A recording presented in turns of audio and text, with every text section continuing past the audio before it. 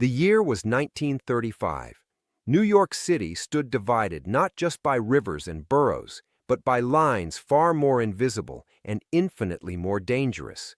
Lines drawn by skin color, enforced by violence, and protected by a system that pretended not to see what everyone knew was there.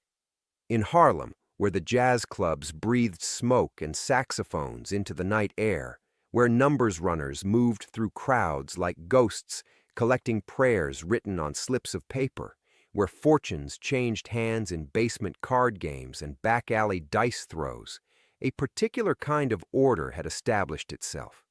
It was an order built on respect, reputation, and the understanding that certain men, regardless of what the law said or society believed, held real power.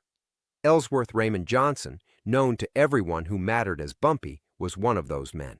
And on a cold November evening, in front of a club where velvet ropes separated those allowed to dream from those forced to watch, something happened that would remind New York exactly what happened when you humiliated a man like Bumpy Johnson. The city itself was still climbing out of the deepest trench of the Great Depression. Breadlines had shortened somewhat, but desperation still flavored the air like the smell of roasting chestnuts from street vendors. In Harlem, the economic catastrophe had hit with particular cruelty. Black families, already relegated to the worst jobs and the worst housing, found themselves competing for scraps.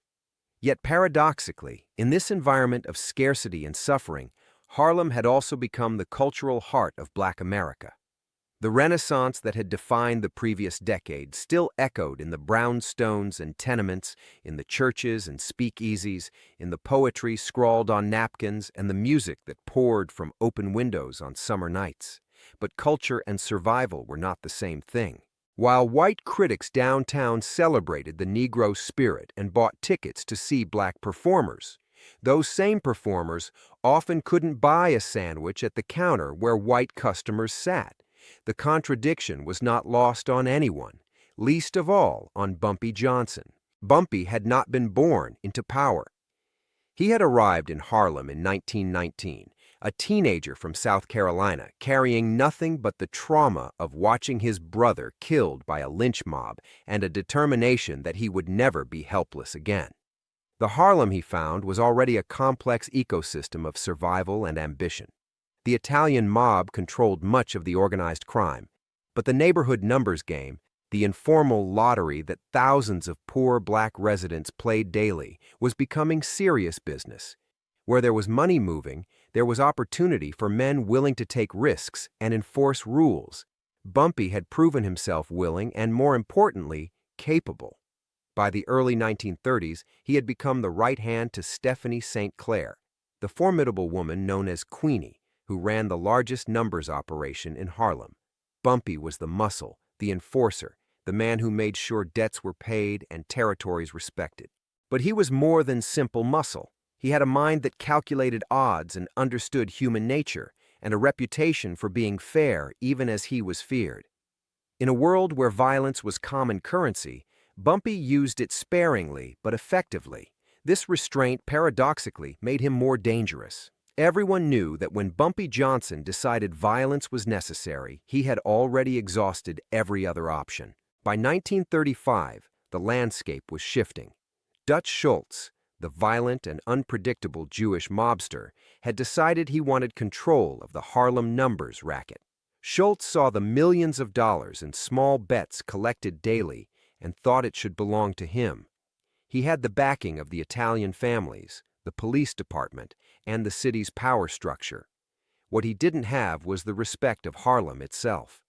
The neighborhood saw him for what he was, an outsider trying to colonize their economy, to take the little bit of wealth circulating through black hands and redirect it downtown. Stephanie St. Clair resisted. Bumpy enforced that resistance.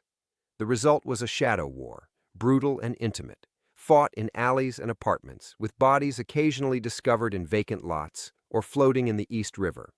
The police, who should have been investigating these murders, were instead protecting Schultz's operations and harassing St. Clair's. It was a reminder, if anyone needed one, that the law was not neutral, that justice was not blind, and that in America, in 1935, A white criminal had more official protection than a black businesswoman running the same enterprise. Into this tense environment came the incident that would become legendary, the kind of story that gets told and retold until the details blur, but the essence remains sharp.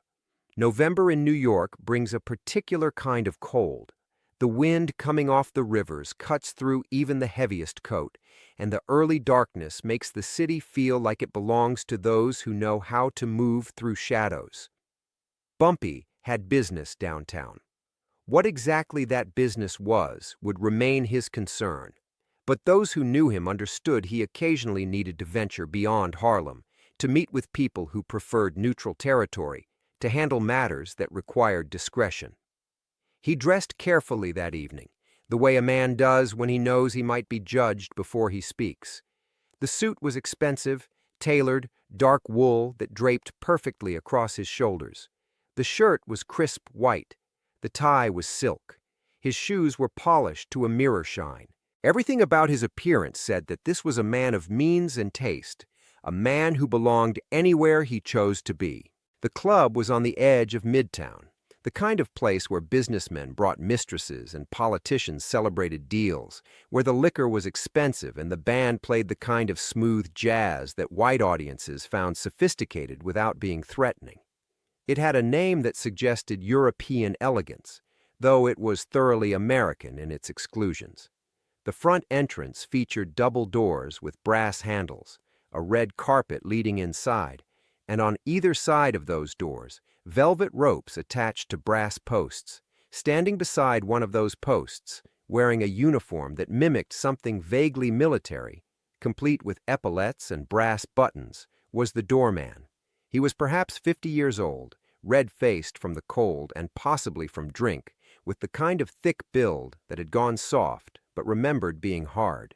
His job was simple. He decided who entered and who didn't.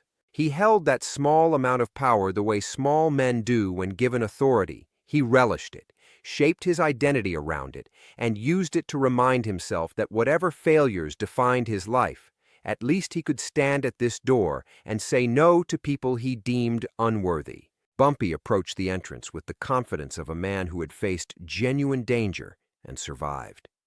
A doorman with delusions of importance was not going to intimidate him. He had fought men with knives and guns. He had stared down Dutch Schultz's enforcers. He had earned respect in rooms where respect was currency more valuable than money. But as he reached the doorman stepped forward, blocking his path. The man didn't speak immediately. He just stood there, letting the moment stretch, making sure anyone watching understood what was happening. Then, loudly enough for others in line to hear, he said that this was a private establishment, a club for members and their guests, and that they didn't allow his kind inside. The phrasing was deliberate. Not "we don't have space tonight," not "you need an invitation." His kind. The words hung in the cold air like a slap. Bumpy stopped. His face showed nothing. That was important. In his world, showing anger was showing weakness. Emotion made you predictable, and predictable men died young. He asked calmly if there was a problem, if perhaps there was a misunderstanding. The doorman smiled, the kind of smile that isn't about humor, but about cruelty. He said there was no misunderstanding at all. This was a club for white patrons. They had standards to maintain. The neighborhood had standards. Surely someone like Bumpy could understand that. Surely he could find entertainment more suited to his people up in Harlem where he belonged. The words were chosen to humiliate, delivered with the confidence of a man who believed the entire structure of society backed him up, which of course it did. Behind him, through the windows of the club, Bumpy could see white faces, men in tuxedos, women in evening gowns, all existing in a world that had decided he had no right to enter, regardless of his money, his intelligence, or his accomplishments. Others had gathered now. A small crowd of white patrons waiting to enter had stopped to watch the confrontation. They were curious, possibly entertained, certainly not sympathetic. This was theater to them, a moment of mild interest before they went inside to drink champagne and pretend they lived in a civilized world. Bumpy looked at the doorman for a long moment. He looked at the people watching. He calculated. Violence right now would achieve nothing except his arrest and possibly his death.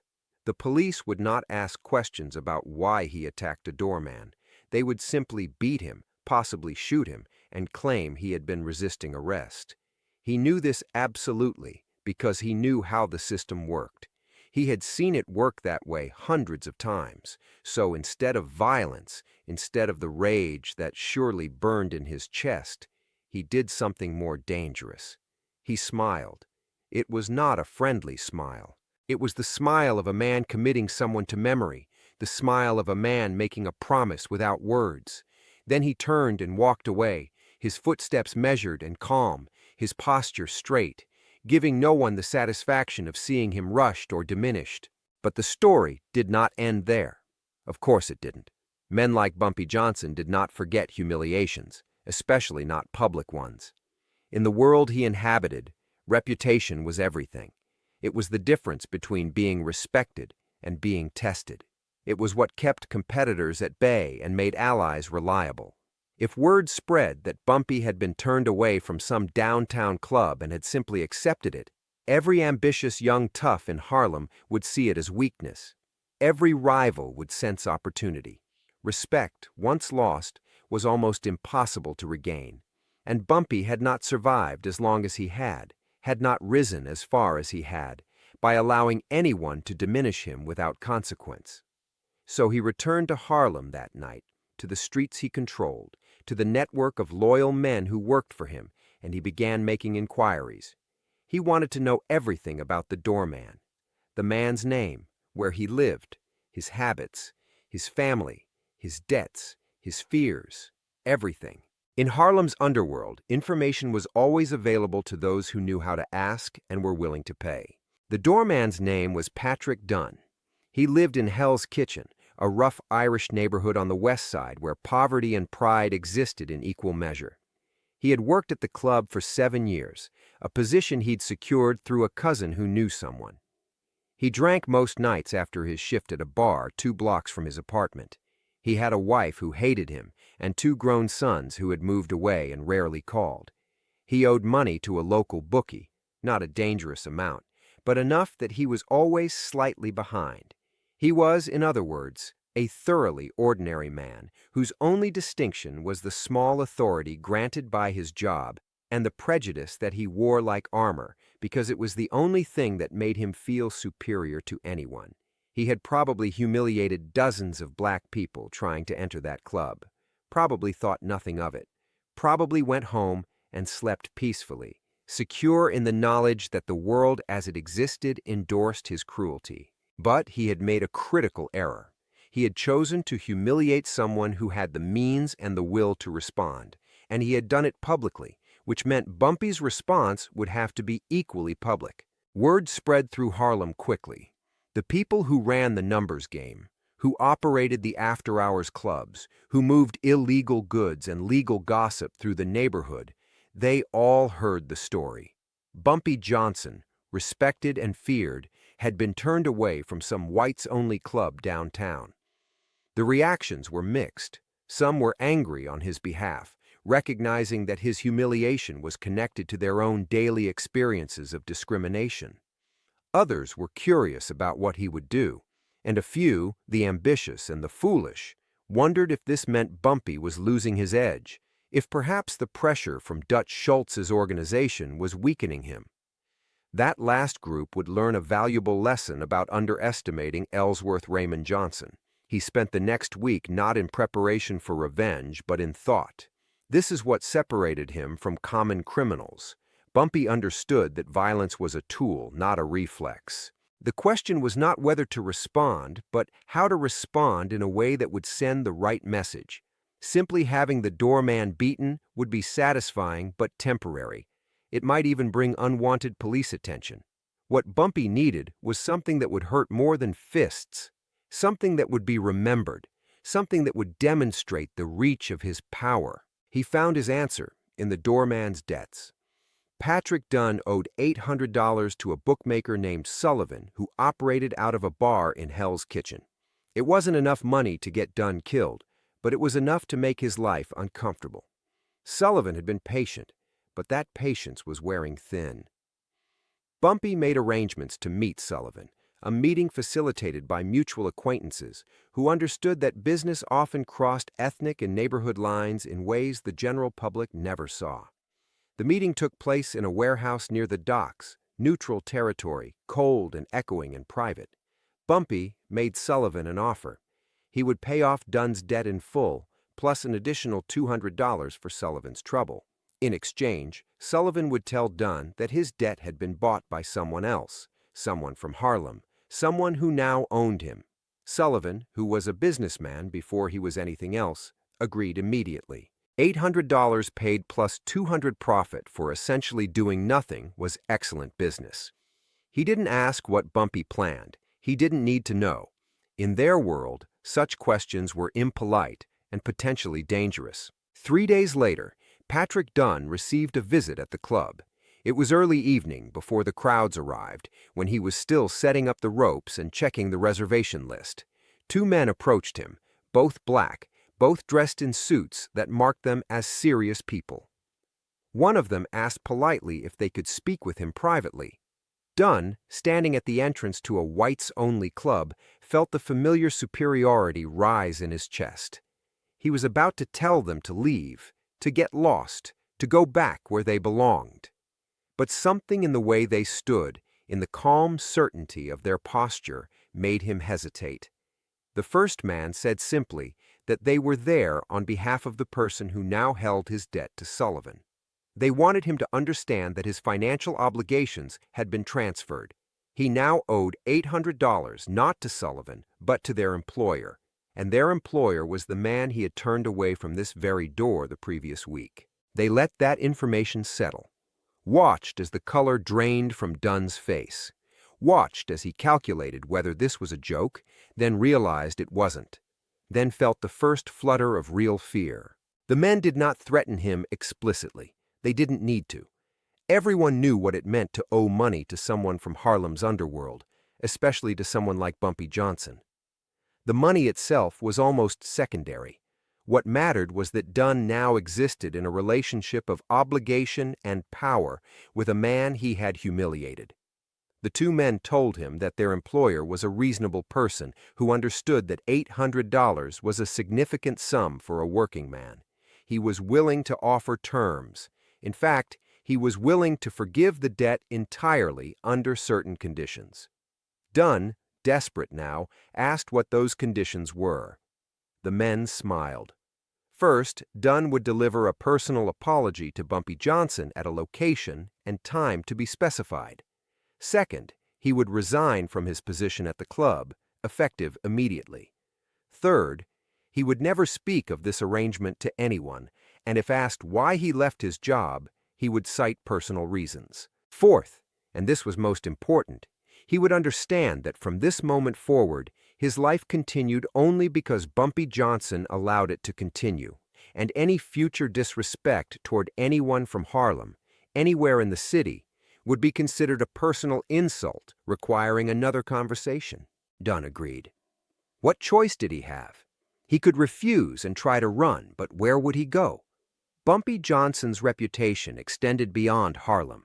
He had connections with other organizations, other neighborhoods, and even if Dunn somehow escaped, Sullivan would come looking for his money, and Sullivan was not known for patience with deadbeats. Or he could agree, swallow his pride, apologize to a man he considered inferior, and walk away with his life and his debts forgiven. Pride versus survival. For most people, it's not really a choice at all. The meeting was arranged for 2 nights later at a social club in Harlem, a place where local numbers, runners, and fixers gathered to conduct business. Dunn was told to come alone, to dress respectfully, and to be prepared to humble himself. The message was delivered without emotion, but the implication was clear. If he failed to show up or showed up with any kind of attitude or backup, the consequences would be severe. Dunn spent those 2 days in a state of anxiety that bordered on terror. He had grown up in neighborhoods where violence was common, but this was different. This was not a bar fight or a street scuffle. This was organized power, the kind that operates according to rules he didn't fully understand and couldn't navigate. When the night came, Dunn took the subway up to Harlem. The train car was half empty, and he sat near the door, feeling every white person stare as they rode through the underground darkness toward neighborhoods they'd been taught to fear. He emerged at the station on 125th Street into a world that felt foreign, despite being only a few miles from his own neighborhood. The streets were alive with people, music spilling from doorways, conversations in languages and dialects he couldn't parse. He followed the directions he'd been given, walking 3 blocks east and 2 blocks north until he found the building. It looked ordinary from the outside, a brownstone with a red door and no sign indicating what lay within. He knocked, the sound seeming too loud in his ears. The door opened immediately, suggesting someone had been watching for him. A young man, couldn't have been more than 20, looked him up and down and then gestured for him to enter. The interior was dimly lit, cigarette smoke hanging in layers, the walls decorated with photographs of black boxers and musicians. A half-dozen men sat at tables playing cards or drinking, and all conversation stopped as Dunn entered. The attention felt physical, like a pressure against his skin. He was led to a back room where Bumpy Johnson sat in a chair that managed to look like a throne despite being ordinary furniture. The room was small, barely more than a converted storage space, with a single lamp providing light and no windows. 2 other men stood against the walls, silent and watching.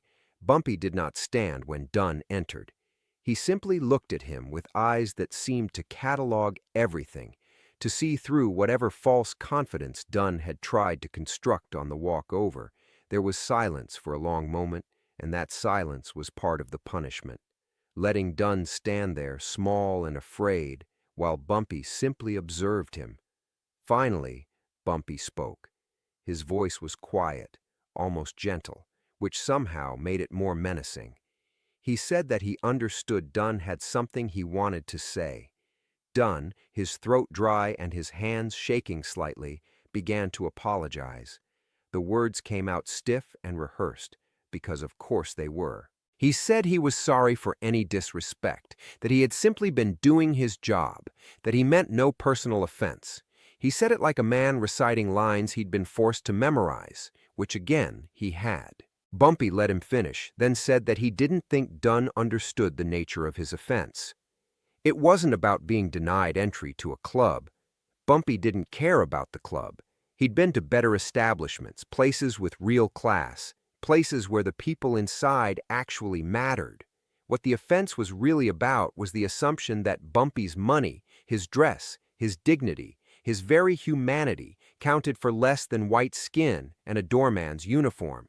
It was about a system that told men like Dunn that they could humiliate men like Bumpy without consequence. It was about centuries of that same humiliation, small and large, daily and constant, designed to make black people feel inferior and keep them that way. Bumpy said all of this calmly, without raising his voice, but there was something in his tone that made clear he was not just speaking to Dunn, but through him, addressing everyone who had ever treated him as less than human because of his race. He said that the rules of society protected men like Dunn while criminalizing men like himself for doing the exact same things white gangsters did with impunity. He said that he had built something in Harlem, power and respect, not because the system allowed it, but despite every obstacle the system could create. Then Bumpy told Dunn something that would haunt him. He said that Dunn's real crime was not turning him away from the club. His real crime was thinking that Bumpy was powerless to respond. That assumption, Bumpy explained, was what demanded correction. Because if people believed he could be disrespected without consequence, if they thought his power existed only within the boundaries of Harlem and could be violated by any white man in a uniform, then that power would erode, and Bumpy could not allow that. So this meeting, this humiliation Dunn was experiencing, was not really about revenge. It was about education. It was about teaching Dunn and anyone who heard this story that power in New York City in 1935 was more complicated than the official narrative suggested. That a black man from Harlem could reach into an Irish neighborhood, buy a debt, force an apology, and cost a man his job, all without breaking any law the police would actually prosecute. That was real power, the kind that existed in shadows and operated according to rules the people in charge pretended didn't exist. Dunn was being used as an example, as a message, as proof that respect was not something granted by society, but something taken and defended. Bumpy then told Dunn he was free to go. The debt was forgiven. The matter was settled. But Dunn should remember always that his life had been in Bumpy's hands and that Bumpy had chosen mercy. Not because Dunn deserved it, but because mercy from a position of strength demonstrated more power than violence ever could. Dunn was ushered out of the room, back through the club where the men at the tables now ignored him completely, and out onto the street where the cold November air felt like relief. He walked to the subway in a daze, his legs unsteady, his mind reeling. Everything he had believed about the natural order of things, about who held power and who didn't, had been challenged.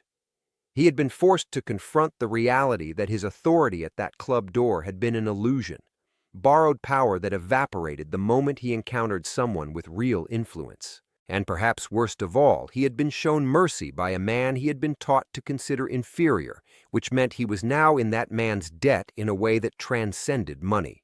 The story spread through New York's underworld with the speed of fire through dry grass. In Harlem, it was told with satisfaction and pride. Bumpy Johnson had been disrespected and had responded not with impulsive violence, but with strategic humiliation. He had reached across racial and neighborhood boundaries to demonstrate that his influence extended wherever he chose to extend it. The message to other black criminals and business people in Harlem was clear. They had a protector, someone willing and able to respond to disrespect. The message to white criminals and power brokers was equally clear. Bumpy Johnson was not someone to be underestimated or dismissed. In Hell's Kitchen, among the Irish bookmakers and enforcers, the story was received with a mixture of grudging respect and concern. Sullivan, the bookie, told the story frequently because it reflected well on him to be associated with such a smooth transaction. Others saw it as evidence that the traditional power structures were shifting, that the Italian and Irish control of New York's underworld might not be as absolute as they had assumed.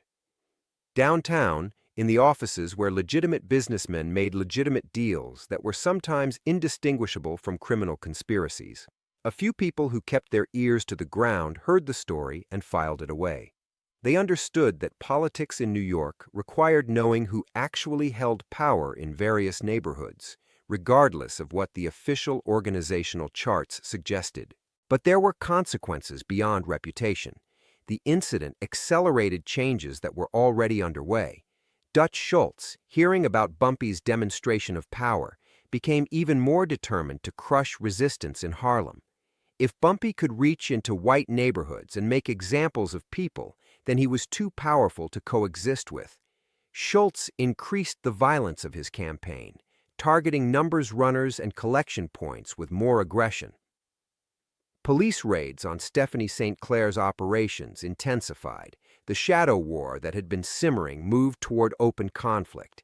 And in October of that year, less than 12 months after the incident at the club, Dutch Schultz would be murdered in a restaurant in Newark, shot by assassins from the Italian Commission who had decided he was too unstable and too much of a liability. His death would end the war for Harlem's numbers, though it would also lead to different complications as the Italians, particularly Charles Lucky Luciano, would step in to fill the void. Bumpy would navigate those relationships too, forming alliances that would define Harlem's criminal landscape for the next 3 decades. Patrick Dunn never worked as a doorman again. He found employment as a warehouse supervisor, a job with less prestige but better pay, and no requirement to judge who deserved entry to anything. He told people he'd left the club because he wanted day shift work, that the late nights had been hard on his health. Most people accepted this explanation, though a few who paid attention to underworld stories suspected there was more to it. He never spoke about his meeting with Bumpy Johnson, not even to his wife when she asked what had happened to make him so quiet and distant for weeks after leaving the club. He carried it as a private shame, a moment when his assumptions about the world had proven catastrophically wrong. In later years, as the civil rights movement gained momentum and the legal barriers to integration began to fall, he would occasionally think about that night in Harlem and wonder if he had been part of a larger story he hadn't understood at the time. Whether his humiliation had been a small battle in a war for respect and dignity that was bigger than one doorman and one gangster. He never reached any clear conclusion about this. Some things are too complicated and too personal to resolve neatly. The club itself continued operating through the 1940s and into the 50s, maintaining its discriminatory policies until legal challenges and changing social attitudes finally forced integration. By then, it no longer mattered to Bumpy Johnson, who had long since moved on to larger concerns and more significant conflicts. But staff members who worked there in later years were told a story about a doorman who had made the mistake of disrespecting the wrong person and had paid for it in ways that didn't involve violence.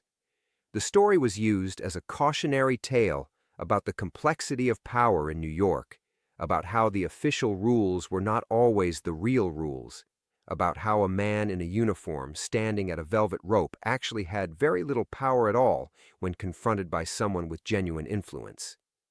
Whether the staff members believed the story or dismissed it as urban legend varied, but the story persisted, the way meaningful stories do, because it touched on truths that people recognized, even if they couldn't articulate them. For Bumpy Johnson, the incident became part of his legend. Over the years, as his power grew and his reputation spread beyond New York to other cities where organized crime operated, people told the story of how he'd handled disrespect with intelligence rather than violence. It became evidence of his character, proof that he was more than muscle, more than a common criminal. He was a strategist, a man who understood psychology and power dynamics, someone who could operate on multiple levels. When younger men came up in Harlem's underworld and sought his mentorship or his approval, they were sometimes told this story as an illustration of how to think about respect and revenge. The lesson was not that you had to respond to every slight. That would be exhausting and ultimately self-defeating. The lesson was that you had to respond to public humiliations in ways that reinforced rather than diminished your reputation. That sometimes patience and strategy accomplished more than immediate violence. That the appearance of mercy could demonstrate more power than the reality of cruelty. The broader context of 1930s New York makes the incident even more significant. This was an era when segregation was not just a Southern phenomenon, but a Northern practice enforced through custom, intimidation, and economic pressure. Harlem existed as a black neighborhood not because black people chose to all live in the same area, but because they were prevented from living elsewhere. Restrictive covenants, discriminatory lending practices, and outright violence kept New York deeply segregated. The irony was that white people regularly came to Harlem for entertainment, flocking to the Cotton Club and other venues to see black performers, then returning to their segregated neighborhoods without any cognitive dissonance about the contradiction. They could enjoy black culture while simultaneously believing black people were inferior. This psychological compartmentalization was possible because the system supported it, because the law enforced it, because there were men like Patrick Dunn standing at doorways making sure the boundaries were maintained. Into this system stepped men like Bumpy Johnson who refused to accept the limitations imposed on them. His response to discrimination was not to accept it quietly or to work within official channels for gradual change. It was to build alternative power structures that operated according to different rules. The numbers game, illegal gambling, protection rackets, these were not legitimate businesses, but they were businesses nonetheless, creating employment and circulating money through communities that the legitimate economy had abandoned, and they created a class of black men who had wealth and influence independent of white approval. This terrified the establishment, which is why the police focused so much energy on shutting down black criminal enterprises while often ignoring or protecting white criminal enterprises doing exactly the same things. The violence directed at Stephanie Saint, Claire's operation while Dutch Schultz received police protection, was not an accident or an oversight. It was policy, a reflection of who the system was designed to serve. When Bumpy forced that doorman to apologize, he was not just settling a personal score. He was challenging the fundamental assumption that white authority, even the petty authority of a doorman, was absolute and untouchable. He was demonstrating that black power, even illegal black power, could reach across the city's boundaries and impose consequences. He was, in a small but meaningful way, disrupting the racial hierarchy that governed daily life in New York. The fact that this happened through criminal channels rather than legal ones says everything about what options were available to black people seeking justice in 1935. The legal system would not protect them. The police would not defend them. The courts would not rule fairly for them. So they built their own systems of justice and protection. And those systems, while flawed and often brutal, sometimes delivered what the official system never would. The psychological impact of the incident on both communities should not be underestimated. For black New Yorkers, especially those in Harlem, the story was empowering. So many of them experienced daily humiliations, being forced to use different entrances, being denied service, being spoken to with disrespect by white people who considered themselves superior despite having less education, less talent, less humanity. The idea that Bumpy Johnson could respond, could make a white man apologize, could cost him his job without any official authority, this was satisfying in a way that transcends simple revenge. It was evidence that the power structure could be challenged, that submission was not the only option. For white New Yorkers aware of the story, the reaction was more complex. Some dismissed it as criminal behavior that should be prosecuted, missing or ignoring the racial context entirely. Others felt uncomfortable, recognizing that the story revealed something about power and race they preferred not to examine. A few, very few, understood that the incident was a symptom of a larger injustice, and that as long as places like that club existed with their discriminatory policies, there would be Bumpy Johnsons finding ways to respond. The 1930s were a turning point in many ways. The Great Depression had shaken faith in capitalism and American exceptionalism. The rise of fascism in Europe was making racial ideologies increasingly visible and disturbing. Within the United States, the contradictions between the stated ideals of democracy and the reality of Jim Crow segregation were becoming harder to ignore.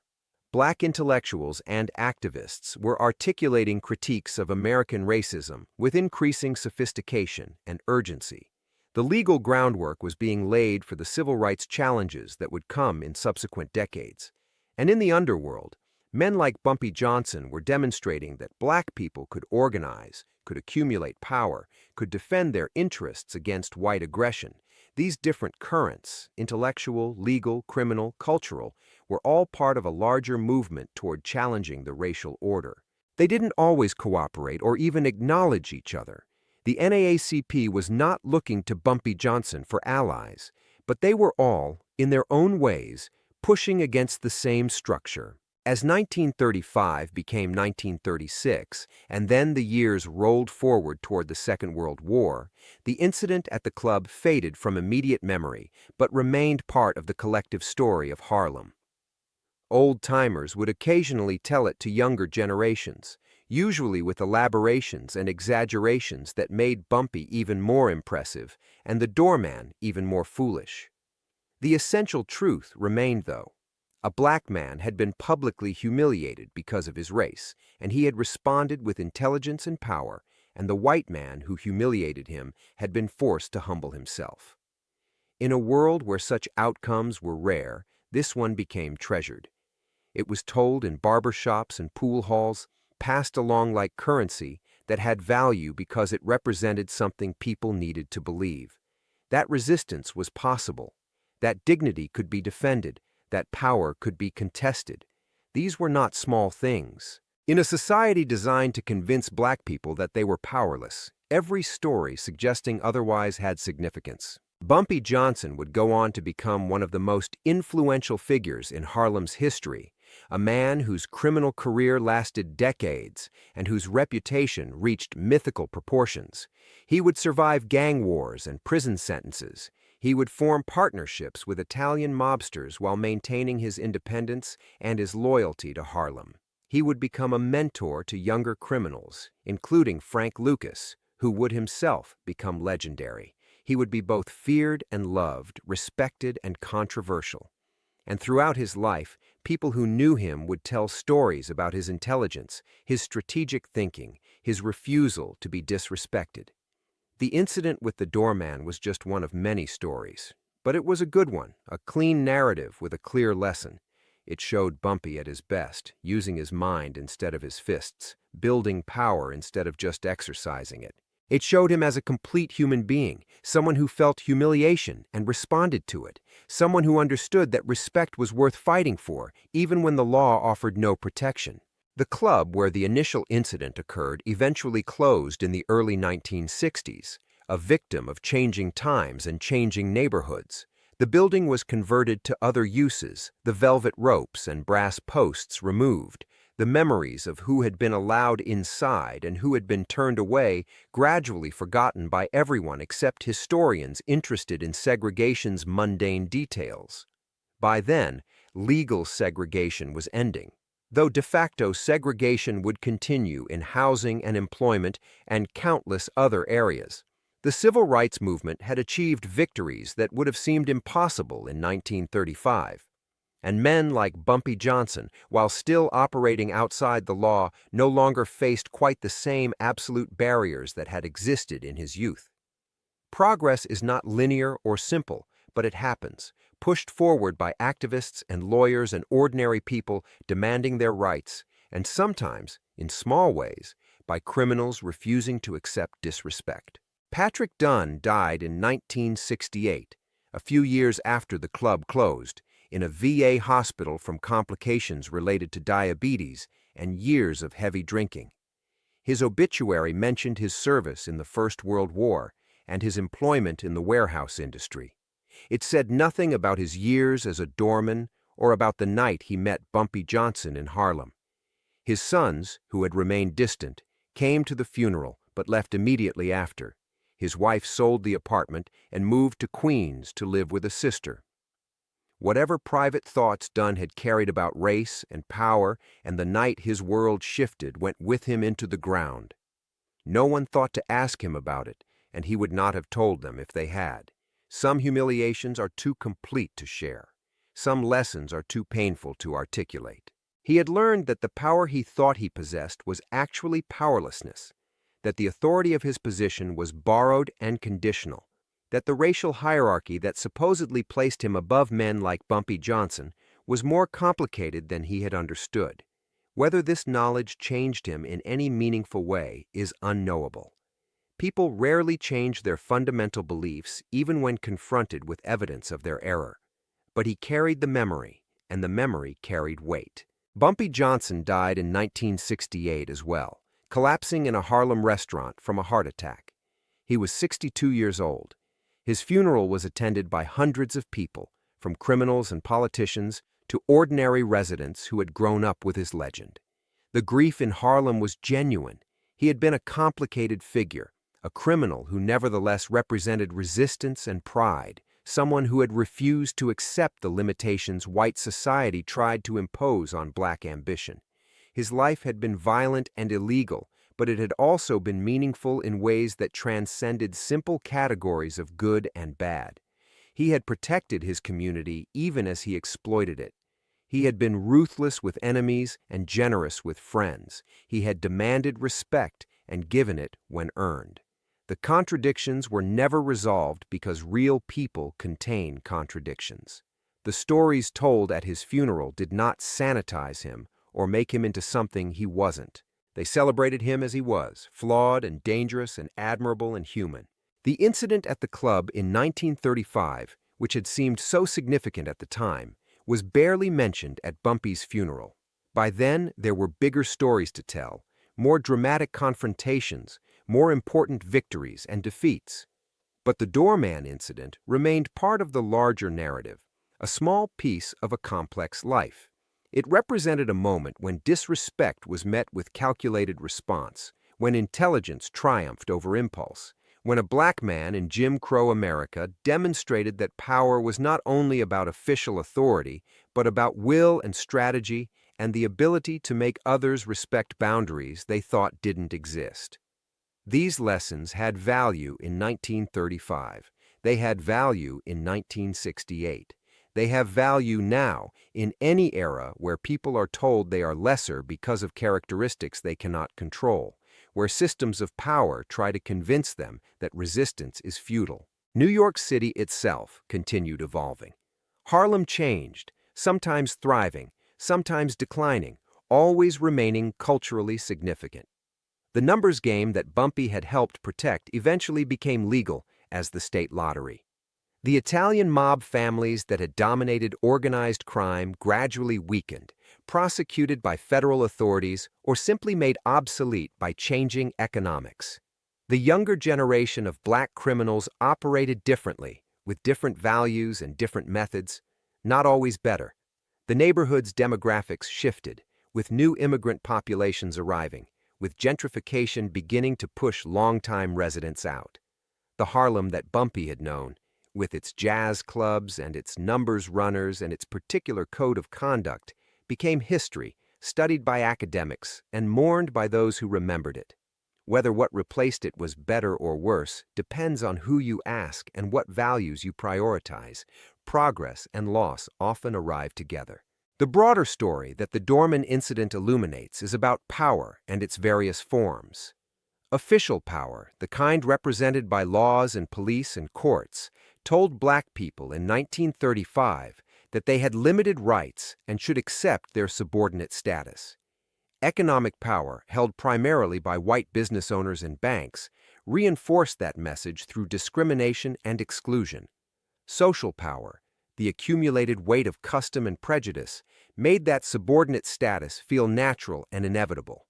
But there was another form of power, harder to see and impossible to quantify, that existed in the determination of people to resist, to build alternatives, to refuse submission, even when the cost was high. Bumpy Johnson represented that power. So did Stephanie St. Clair and countless others who fought to maintain independence and dignity in a system designed to deny both. Their methods were not admirable by conventional standards. They broke laws and hurt people and operated with violence. But they also created space for pride and resistance in communities that had little of either. When people today look back at stories like the Doorman incident, they sometimes make the mistake of judging them by current standards, asking why Bumpy didn't pursue legal remedies or why he chose to work within a criminal framework. These questions miss the point. In 1935, there were no legal remedies for discrimination in private establishments. The Civil Rights Act was almost 30 years in the future. The courts were not allies. The police were enemies. The entire legal structure of society endorsed the doorman's right to exclude Bumpy based on race. Understanding this context is essential to understanding why alternative power structures emerged and why they were, for many people, the only option for defending dignity. The criminal underworld was not a choice made from among many options. It was a choice made from among very few options, all of them bad, with criminality at least offering the possibility of independence and self-determination. The legacy of men like Bumpy Johnson remains contested. Some see them as heroes of resistance, people who fought against an unjust system using the only tools available to them. Others see them as criminals who harmed their own communities and should not be celebrated. Both perspectives have truth.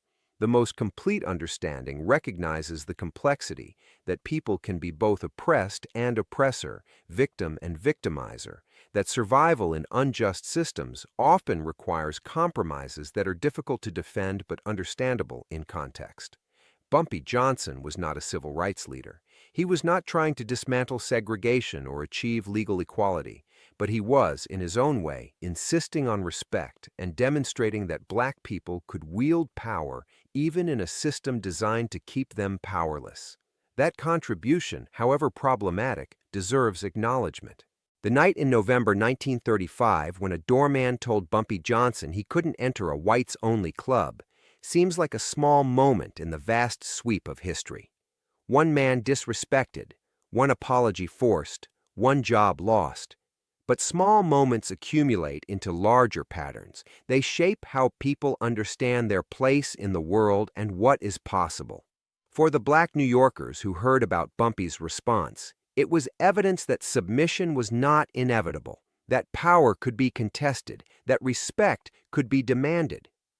For Patrick Dunn, it was a lesson about the limits of the authority he thought he possessed and the complexity of power in a city more diverse and complicated than his prejudices had allowed him to see. For historians studying the period, it is a data point illustrating how race and crime and economics intersected in northern cities during the Depression, how unofficial power structures operated alongside official ones, how ordinary people navigated systems, something about what people need from their histories. They need evidence that resistance is possible. They need examples of people who refuse to accept injustice quietly. They need to know that their ancestors, faced with enormous obstacles, found ways to maintain dignity and fight back. The story of Bumpy Johnson and the doorman provides all of this. It is dramatic enough to be interesting, morally complex enough to be realistic, and satisfying enough in its outcome to be empowering. Whether every detail is historically accurate matters less than the emotional and psychological truth it conveys. That truth is simple, but profound. Power is more complicated than it appears. Authority can be challenged, humiliation can be avenged, respect can be demanded, and people who seem powerless often have resources and allies that the powerful fail to recognize until it is too late. The story ends, as all stories must, but its implications continue. The night Patrick Dunn stood at that door and told Bumpy Johnson he couldn't enter, he thought he was enforcing the natural order of society. He thought he had the backing of law and custom and racial hierarchy. He was technically correct, but he was also catastrophically wrong about what power actually meant in New York City in 1935, about who could reach across boundaries and impose consequences, about the difference between authority and force. His humiliation in that back room in Harlem, forced to apologize to a man he considered inferior, was the moment when his assumptions collided with reality. And Bumpy Johnson, sitting in that chair watching a white man humble himself, was not just settling a personal score. He was making a statement about who he was and what he represented. He was refusing to accept that his life, his dignity, his humanity counted for less than anyone else's. In a society that told him otherwise every single day, that refusal was an act of resistance. And resistance, even when it comes from imperfect people using imperfect